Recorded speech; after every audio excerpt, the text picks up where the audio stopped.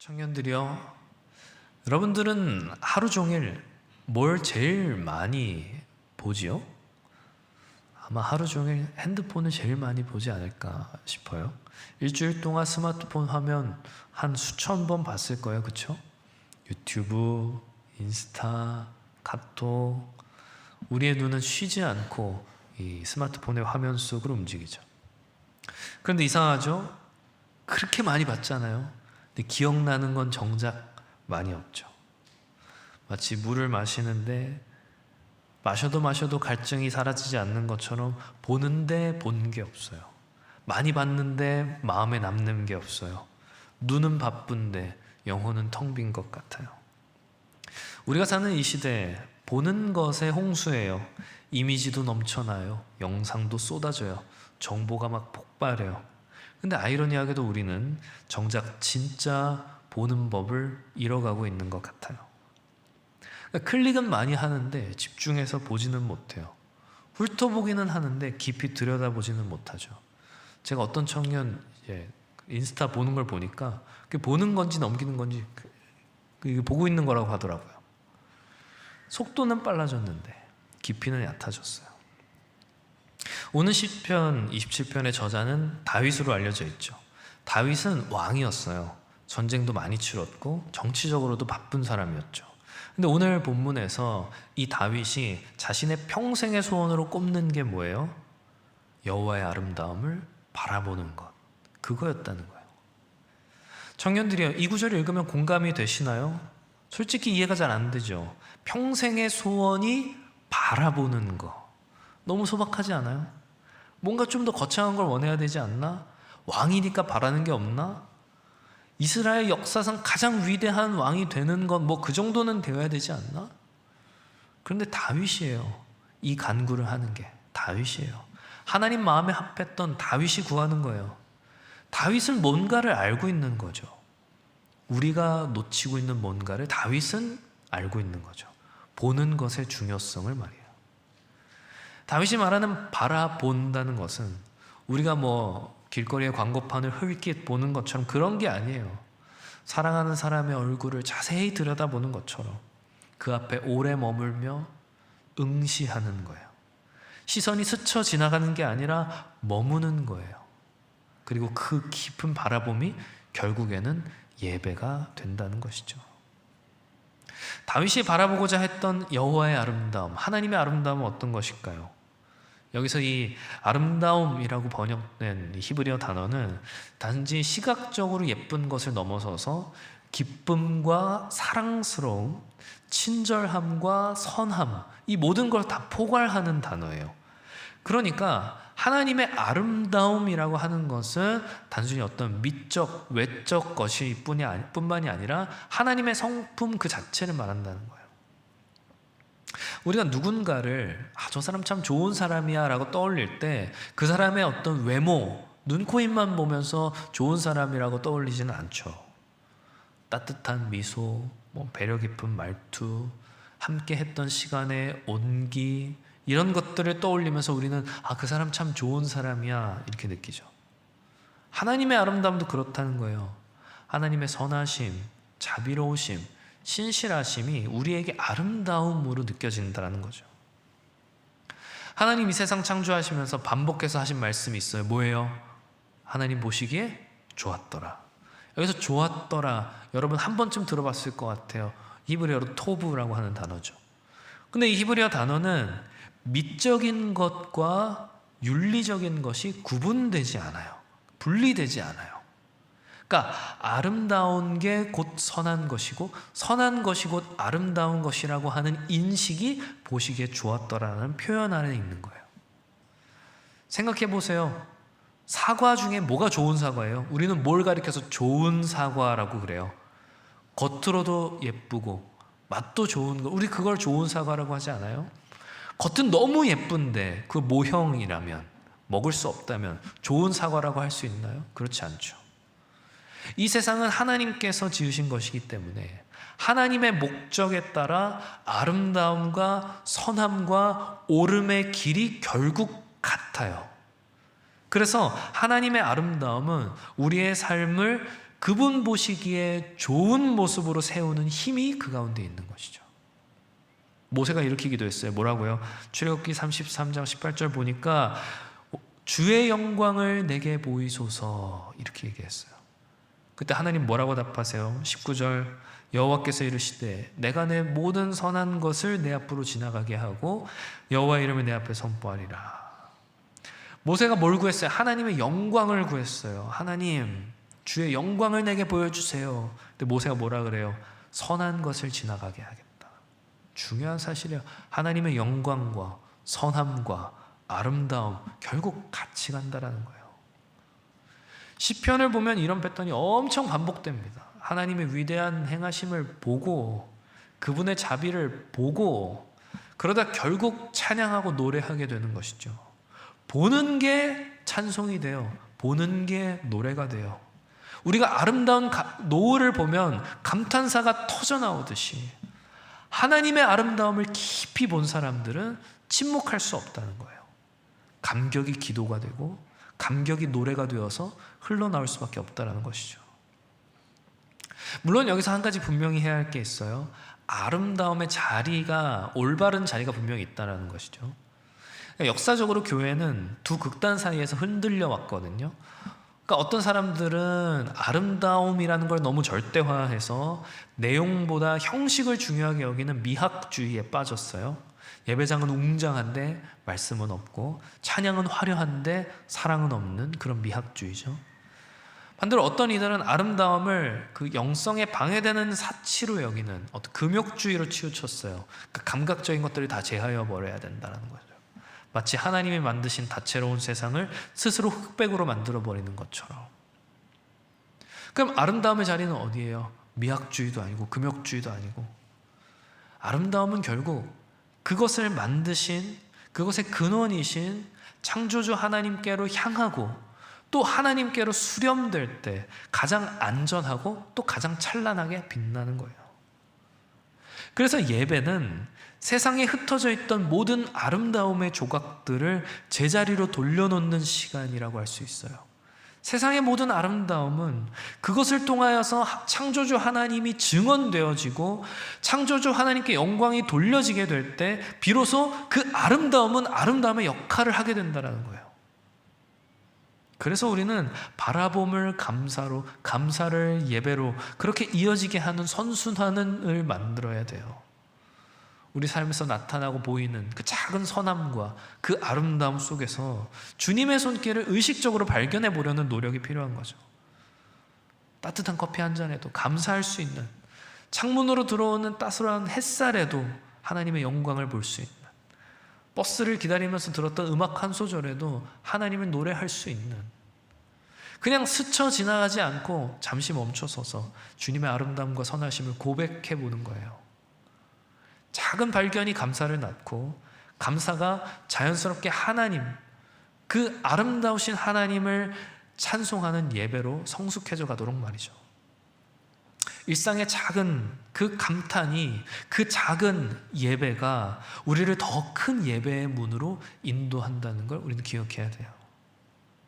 청년들이요, 혹시 여기 계신 청년들 중에서 여러분의 삶이 온통 잿빛처럼 느껴지고 세상 어디에도 아름다움을 발견할 수 없을 것 같은 그런 순간들이 우리의 인생에 찾아올 때가 있을 거예요. 그런 터널을 지나고 있는 청년도 있을 거예요. 실패와 상실로 마음이 무너져 내릴 때 아름다움? 공허하게만 들릴 수 있죠. 마치 내 인생이 색깔이라고는 다 잃어버린 무채색의 흑백 영화 속에 갇혀버린 것처럼 그렇게 느껴질 때가 있을 거예요. 언젠가는. 그러나 기억하십시오. 그 깊은 어둠 속에서도 주님의 아름다움은 여전히 우리 곁에 있어요. 일본에 킨츠기라고 하는 예술이 있대요. 저 잘 모르는데 깨진 도자기에 오칠과 금가루를 붙여가지고 오히려 그 깨진 금이 아름답게 상처를 아름다운 무늬로 바꾸는 예술이에요. 주님은 우리의 깨진 상처와 아픔마저도 그 주님의 선하심으로 어루만져서 세상이 흉내낼 수 없는 오직 나만이 갖고 있는 고유한 아름다움으로, 그 깊고 고귀한 아름다움으로 그렇게 만들어 가시는 분이라는 사실을 우리는 오늘도 기억해야 하는 것입니다. 출애굽기 31장을 보면 부살렐이라고 하는 사람이 등장해요. 부살렐은 장인이었어요. 장인. 금세공, 은세공, 보석세공 다 할 줄 아는 사람이었어요. 대단한 사람이죠. 근데 성경은 그 사람의 실력이 어디서 왔다고 하는지 아세요? 31장 3절 보니까 하나님의 영이 그에게 충만하였다. 부살렐의 손재주가 어디서 왔다는 거예요? 성령의 충만이었다는 거예요. 놀랍지 않아요? 우리는 성령의 충만하면 보통 감정적인 걸 보통 생각해요. 뜨거운 마음, 떨리는 감격, 뭐 그런 것도 맞아요. 그런데 성경은 성령의 충만이 우리의 마음을 감동시킬 뿐만 아니라 우리의 손을 움직여서 뭔가를 만들어낸다라는 거예요. 놀랍죠? 부살렐이 지금 어디 있어요? 출애굽기가 배경이 어디예요? 광야예요, 광야. 먹을 것도 부족하고 물도 귀하고 적이 언제 쳐들어올지 모르는 상황이잖아요. 이스라엘 백성들이 출애굽기를 어떻게 출애굽해서 어떻게 광야를 살았는지 아시잖아요. 생존이 급한 상황이죠. 생존이 중요한 곳이 광야잖아요.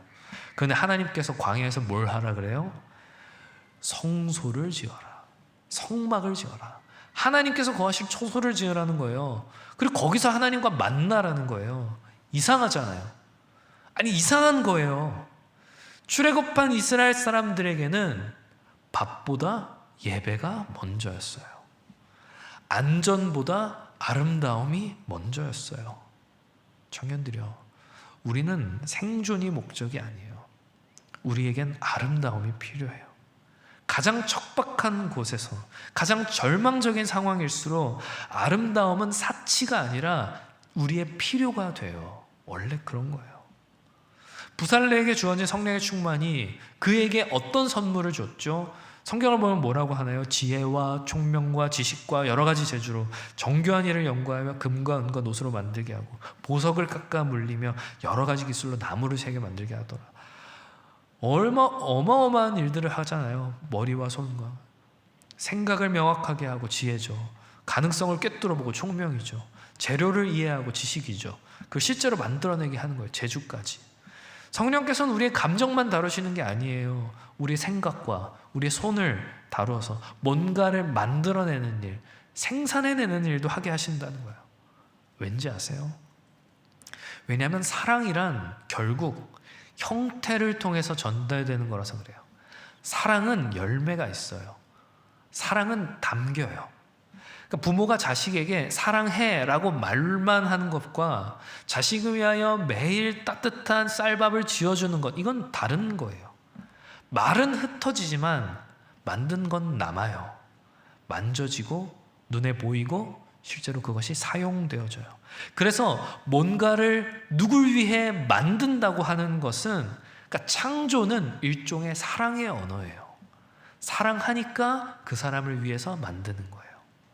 하나님은 우리로 하여금 하나님을 위하여 일하도록 우리에게 성령의 충만함을 주세요. 우리가 뭔가 생산적인 일을 할 수 있도록 하시는 거예요. 태초에 하나님 천지를 창조하시고 하나님의 영이 혼돈의 수면 위를 운행하셨죠. 무질서 가운데 질서를 빚어내셨죠. 그 창조의 영이 지금도 우리 안에서 생산적인 일들을 행하신다는 거예요. 여러분의 어지러운 방을 정리하는 것도, 여러분의 생각을 글로 정리하는 것도, 깨진 관계를 회복하려고 대화하는 것도, 뭔가 만들어내려고 하는 애쓰는 그 가운데에서 혼돈의 질서에 부여하시는 성령의 창조 사역을 우리는 발견할 수 있어야 되는 것이죠. 제사장을 대표해서 아론의 옷을 만들었을 때 하나님께서 구체적으로 명령하셨어요. 뭐라고 하시는지 아세요? 내 형 아론을 위하여 거룩한 옷을 지어 영화롭고 아름답게 할지니. 이 옷이 어떤 옷이에요? 거룩한 제사장의 의복이에요.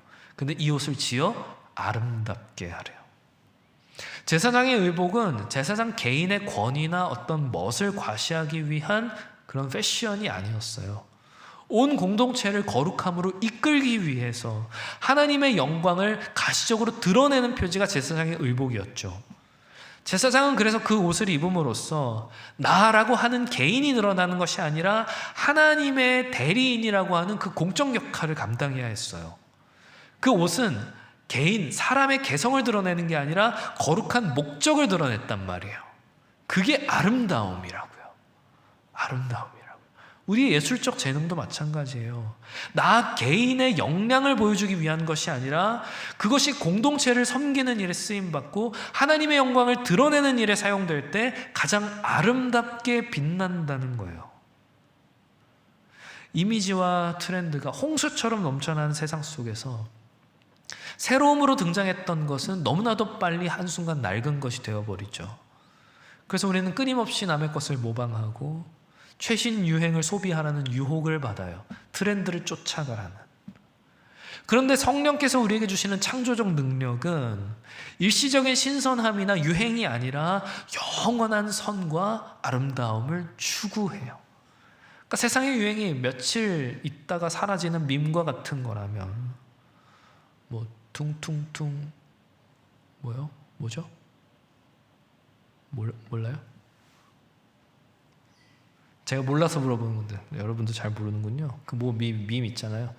날아다니는 비행기 어쨌든 성령께서 주시는 창의성은 세대를 이어서 공동체 안에 평안과 사랑을 새기는 거예요. 유행 같은 게 아니라. 그래서 우리는 물어야 돼요. 항상 무엇이 새로운가, 얼마나 새로운가, 그게 아니라 이것이 우리 공동체에 어떤 유익을 주는가. 새로운 게 중요한 게 아니라 유익한 게 중요한 거예요. 믿음은 보이지 않는 것들을 바라보게 하는 힘이죠. 그리고 우리는 성령의 충만함을 통해 우리에게 주신 그 예술적 상상력을 가지고 보이지 않는 하나님의 약속을 우리의 삶 속에 미리 맛보고 그리게 해요. 그 하나님의 나라를, 영원한 하나님의 나라를 바라보면서 오늘 우리의 삶에 작게나마 뭔가를 만들어내려고 하는 그 작은 예술적 시도들은 장차 올 하나님 나라의 풍성한 잔치를 오늘 여기서 미리 맛보는 거룩한 맛봄이 될 수 있다는 거예요. 수십 년간 나무를 다듬어온 장인의 손마디를 보면 그의 정직한 세월이 거칠게 새겨져 있듯이 정직한 반복은 탁월한 솜씨를 낳고 시간에 담긴 정성은 결과물의 진실함을 담아내요. 그래서 하나님께서는 세상에 가장 화려한 손들이 아니라 가장 충실한 손들을 사용하시는 거예요. 우리는 그런 사람들이 되어야죠. 근데 잘 생각해 보면요, 언제 우리에게서 예술적 감각이 막 생겨나요? 언제 막 창조적 능력이 샘솟아요? 아이러니하게도 탄식과 눈물, 고통의 나날들, 외로움의 순간들, 그때죠. 성경을 잘 보세요. 성경은 우리의 고통을 경건하게 포장하거나 애써 숨기거나 전혀 그러지 않아요.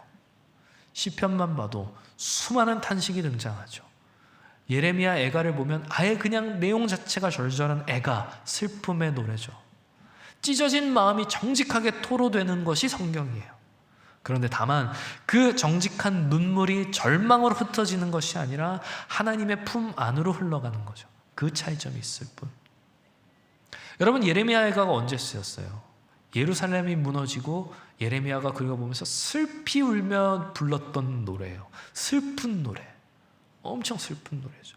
근데 이게 그냥 울부짖음이 아니에요. 예레미야 애가를 우리는 잘 모르지만 원어로 잘 보면 형식이 있어요. 히브리어 알파벳 순서대로 한 글자씩 시작하는 시를 짜놓았어요. 첫 글자는 기역으로, 두 번째 글자는 니은으로, 이렇게 아주 절묘하게 쓰였다는 거예요. 왜 그랬을까요? 주체할 수 없는 슬픔이지만, 너무나도 깊은 슬픔이지만 그 슬픔을 형식 안에 담는 거예요. 통제되지 않는 슬픔은 우리를 삼켜버리는 홍수와도 같지만 잘 만들어진 애가는 그 거친 슬픔에 물기를 터주는 것이기 때문이에요. 하나님을 향해 흘러갈 수 있도록 그 감정에 물기를 트는 것이죠. 그래서 애가는 우리의 주체할 수 없는 상처를 진리 안에 머물게 하고 공동체가 함께 아파할 수 있는 거룩한 형식을 만들어줘요. 혼자서는 감당하지 못할 슬픔을 함께 부를 슬픔의 노래로 만들어서 서로를 붙들며 서로를 위로해 주는 것이죠. 우리 주님 십자가에서 외치신 너무나도 잘 아는 말씀이죠. 엘리 엘리 라마 사박다니 라고 하는 이 말씀 역시도 시편 22편의 인용이었어요. 그러니까 무슨 말이냐면 십자가의 고통, 그 극한의 고통 속에서도 주님은 이미 존재하던 탄식시의 형식을 빌려서 기도하셨다는 거예요. 으악, 비명만 지른 것이 아니라 시편 말씀을 인용하셨다는 거예요. 무질서한 절규가 아니었죠. 질서 있는 기도를 택하셨던 거예요. 형식의 틀은 감정의 폭풍 속에서도 우리를 잘 지켜주는 도구가 된다는 것입니다. 탄식뿐만 아니에요. 찬양도 마찬가지죠. 찬양은 그저 노래를 부르는 것, 룰루랄라 노래를 부르는 것이 아니라 찬양은 사실 우리 안에, 우리의 영혼에 거룩한 습관을 만들어내는 과정이에요.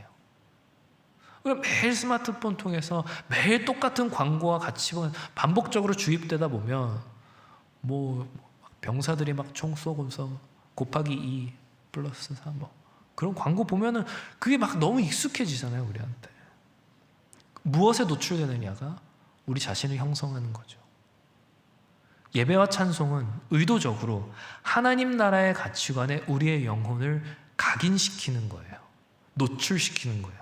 그러니까 우리에게 어떤 건전하고 건강한 형식을 우리에게 만들어준다는 것이죠. 근데 우리가 무엇을 반복해서 노래하고 무엇을 반복해서 찬송하는지, 우리가 어떻게 예배하는지가 결국 우리의 취향과 욕망을 길들이는 거예요. 세상의 노래가 우리의 욕망을 더 자극해서 그것을 분출하게 만든다고 한다면, 찬양은 우리의 욕망, 우리 디자이어, 우리의 갈망을 하나님께로 향하게 만드는 것이죠. 그리고 이 과정을 통해서 우리는 하나님을 기뻐하는 것, 그것이 우리의 가장 큰 기쁨이 되는 거예요. 물론 아모스는 이 과정에서 이렇게 경고를 해요. 내 노랫소리를 내 앞에서 그칠지어다. 내 비파소리도 내가 듣지 아니하리라. 오직 정의를 물같이 공의를 마르지 않는 강같이 이르게 할지어다. 그러니까 무슨 말이냐면, 예배의 노래가 아무리 요란하고 악기 소리가 아무리 화려해도 그 안에 정의와 공의가 흐르지 않는다면 하나님은 그 예배를 기뻐 받지 않으신다. 충격적인 선언이죠. 그러니까 우리의 예배는 정의와 공의가 흐르는 그 가운데에서 하나님께서 비로소 기뻐 받으실 만한 것이 된다는 거예요. 근데 만약 우리가 예배가 끝난 뒤에 공동체 안에 약한 지체들을 무시하고 힘들어하는 영혼들을 외면하고 우리가 불의에 눈 감는다면 하나님은 우리의 찬송 소리를 소음으로 여기실지도 모른다는 거예요. 아주 무서운 일이죠. 그리고 이거는 오늘 오전에 담임 목사님께도 또 말씀하셨는데, 이건 결국 환대의 문제로도 이어져요. 아름다움이란 소수의 재능 있는 사람들이나 부유한 사람들만 누릴 수 있는 전유물이 아니기 때문에 그래요. 그러니까 공동체의 모든 구성원, 장애를 가진 분이나 어린아이나 노인과 같은 연약한 이들이 함께 참여하고 함께 누릴 수 있는, 아름다움을 공유할 수 있는 그런 공통된 형식을 우리가 고민할 때 아름다움의 품격이 높아지는 거예요. 공동체의 연약한 지체들을 돌아보고 또 힘들어하는 지체들을 챙기는 것은 단순히 그들에게 편의를 제공하는 것을 넘어서 누구도 소외되지 않는다는 하나님 나라의 가치를 보여주는 아주 강력한 미적, 예술적 표현이라는 거예요. 누구도 이 공동체에서 하나님의 아름다움을 경험할 수 있어야 해요. 누구도 소외되거나 무시당해서는 안 돼요. 예술적인 하나님은 모두에게 공평하셔야 돼요. 거대한 스케일, 화려한 연출, 압도적인 사운드가 주는 감탄, 그게 영적인 감동이 아니에요. 화려하고 자극적인 맛으로 사람들이 현혹하여도 정작 영양가 없는 영적 정크푸드 같은 것이 아니라, 먹을 때는 즐겁지만 먹고 나면 건강을 해치는 그런 것이 아니라, 우리의 예배는, 그리고 우리가 생산하는 모든 것들은 이웃을 살리고 공동체를 세우는 그런 것이어야 하는 거죠. 예술적 형식이라는 건 가치 중립적인 게 아니에요. 사랑의 동기로 만들어진 형식은 형식 그 자체로 사랑을 담아내는 그릇이 돼요. 손편지에 우리가 왜 감동을 받아요? 손편지 프린트하면 훨씬 더 깔끔하고 잘 보이잖아요. 원래 예술은 그런 거예요. 우리는 완벽하게 딱 떨어지는 공산품보다 조금 서툴더라도 사랑과 진심이 담긴 창작물에 더 깊은 감동을 느끼는 거예요. 우리는 그런 사람들이에요. 그렇다면 우리는 우리의 삶에 어떻게 그 예술적인 하나님을 경험하며 살 수 있을까? 예배가 우리의 영혼의 틀을 만들어준다면 우리는 삶에서 어떻게 그 틀을 아름답게 채울 수 있을까? 먼저는 우리가 의도적으로 주목해서 보는 것이 필요해요.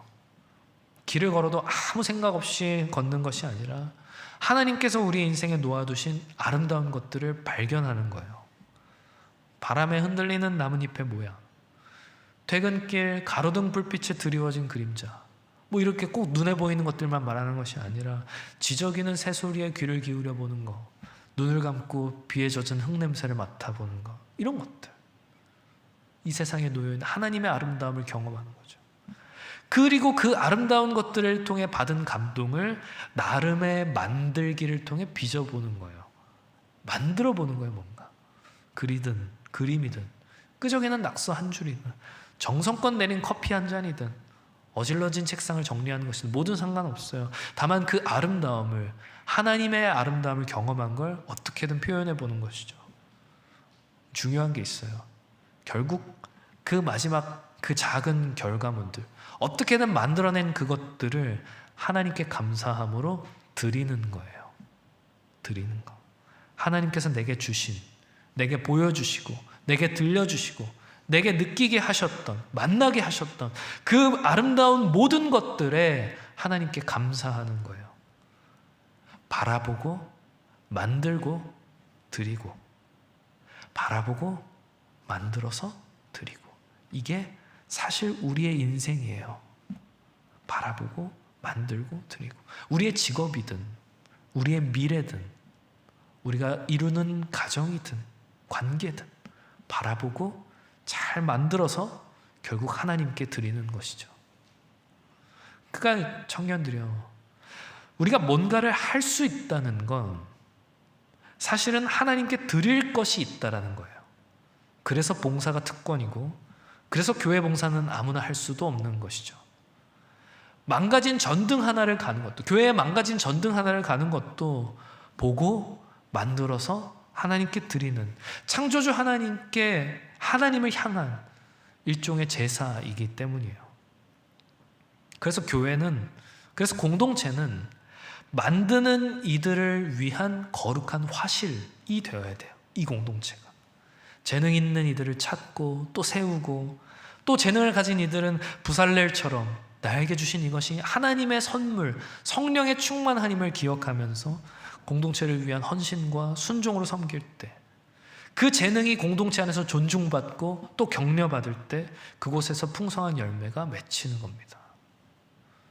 예술성이라는 건요, 특정 분야의 예술가들에게만 주어지는 특별한 선물이 아니에요. 그러니까 저는 예술성이 없는데요, 그렇게 말할 사람이 여기는 한 사람도 없어요. 창조주 하나님의 형상대로 지음받은 모든 하나님의 형상들은 각자의 삶의 자리에서 나름의 아름다움을 빚어내도록 다 부름받은 자들이에요. 코드를 짜는 개발자들은 논리로서 아름다움을 표현하는 것이고, 아이를 돌보는 부모는 관계를 통하여서 그 아름다움을 드러내는 것이고, 아픈 이들을 돌보는 의료인은 회복의 아름다움을 빚어내는 창조자들인 것이죠. 우리의 직업, 우리의 가정, 우리의 관계, 우리의 일상, 그 전부가 하나님께 만들어서 드리는 거룩한 예배의 캔버스가 될 수 있다는 겁니다. 작게, 느리게라도 시작하세요. 위대하고 거창한 걸 만들어서 하나님께 드려야 한다는 부담감을 내려놓으세요. 내 인생 뭔가 거창하게 이루어야 하나님이 기뻐 받으시게 될 거야, 그렇게 생각하지 마세요. 작게 시작한다는 것은 믿음이 없는 게 아니라 그건 지혜로운 거예요. 빨리 뭔가 전문가가 되려고, 빨리 뭔가를 달성하려고 조급해하지 마시라는 거예요. 하나님의 이 창작의 교실에는 속성반이 없어요. 성실반만 있어요. 성실하면 돼요. 느리지만 작게라도, 하지만 조금씩 걸어가는 그 걸음 가운데에서 실력이 쌓이고 우리의 영혼이 더 아름답게 빚어져 가는 거예요. 우리의 작은 충실함을 통해서 하나님의 큰 아름다움이 이루어져 간다는 거예요. 마치 모자이크처럼. 다만 우리는 동시에 든든한 가드레일 역시도 세워야 돼요. 우리가 만들고 우리가 생산하는 그것이 하나님보다 더 커지지 않도록, 그것이 나의 우상이 되지 않도록, 하나님께 드리려다가 도리어 그것을 섬기는 일이 발생하지 않도록. 봉사 중요하죠. 근데 봉사가 나의 예배를 무너뜨린다, 헌신이 나의 신앙을 넘어뜨린다, 그건 문제가 있는 거예요. 공동체가 함께 뭔가를 한다는 건 우리 각자뿐만 아니라 공동체 전체를 아름답게 형성함으로써 하나님의 능력을 경험하는 통로가 돼요. 우리의 시간, 우리의 공간 안에 영원한 하나님의 은사와 능력이 깃드는 것이죠. 하지만 여기서 그쳐서는 안 됩니다. 우리의 시선은 교회 안에서 결국 교회 담장을 넘어야 돼요. 우리가 살아가는 이 도시 역시도 하나님의 아름다움을 필요로 해요. 이 세대, 이 나라, 이 동네, 이 민족에 여전히 아름답지 않은 것들이 있어요. 추한 것들이 있어요. 무너져서 방치되고 있는 것들이 있어요. 우리가 그것을 보고 만들어서 아름답게 하나님께 드리는, 그건 역시도 우리가 감당해야 할 것들이에요. 그리스도인들은 교회 밖에서도 아름다운 사람들이어야 하는 것이죠. 우리가 각자 서 있는 그 자리, 여러분의 각자 서 있는 그 자리에서 여러분이 할 수 있는 가장 작은 한 걸음을 내디드세요. 무엇이든 말이든. 높은 산의 정상을 디뎠던 모든 발걸음은 하나도 빠짐없이 저 바닥의 한 걸음에서 시작했다는 걸 기억하면서 말이죠.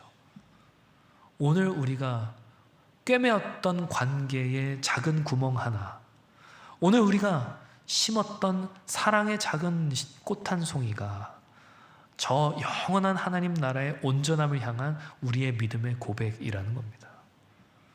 우리의 오늘 충실한 솜씨가 영원한 영광으로 수렴될 것을 우리는 믿어야 하는 거예요. 사랑하는 청년들의 말씀을 맺으려고 합니다. 오늘 우리는 하나님의 아름다움이 우리를 어떻게 부르시는지 보았어요. 다윗처럼 그 거룩한 빛을 바라보는 것에서부터 우리의 예배는 시작돼요. 그 바람봄 속에서 성령께서는 부살렐에게 그러셨듯이 우리의 상상과 우리의 솜씨, 우리의 창의력을 일깨우셔서 우리를 뭔가 만들고 생산해내는 사람으로 빚어가세요.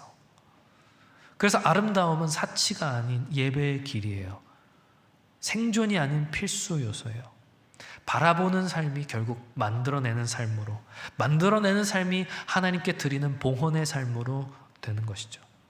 그 우리의 서툰 헌신과 봉사 속에서 그걸 통하여 일하시는 우리 주님은 재 드신 화관을, 애통 되신 찬송을, 황폐함 되신 영광을 입히시는 분이라는 걸 기억해야 합니다.